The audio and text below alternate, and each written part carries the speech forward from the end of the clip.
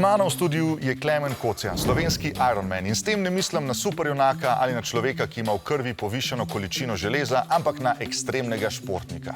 Zdravo, Klemen. Živa. Ti si triatlonec, eden izmed tistih norih športnikov, ki uživa, ko plava, kolesari in teče več kot 8 ur skupaj. In mislim, da je vprašanje, ki ga imamo vsi v glavi, zakaj? Zakaj si to delaš? Preprosto uživam v tem.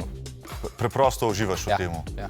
Okay. Kako si ti prišel do tega, da bi rad postal ta ekstremni športnik, ki bo pač več kot 8 ur v bistvu vse te športe združil? Dejansko sem se odločil, da bi rad videl, koliko je moje telo zmoženo, oziroma do kje gre, do kje je meja.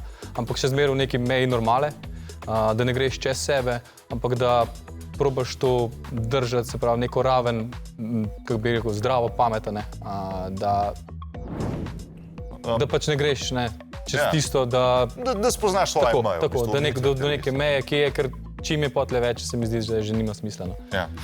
Lahko razložiš, kaj je Ironman, pa kako se to razlikuje od običajnega triatlona? Ironman se v bistvu od običajnega triatlona razlikuje predvsem v razdalji. Ironman je v bistvu neka znamka tekmovanj, ki se pojavlja trenutno zelo popularno v svetu. In ja, je neka zvrst triatlona, ampak samo v podaljšani obliki. In koliko so razdalje? Se pravi, kot Ironman je v bistvu 3800 plavanja, 180 kolesa in 42 km teka. To so seveda, vse so kilometri. Tako, po vse v enem dnevu narediš.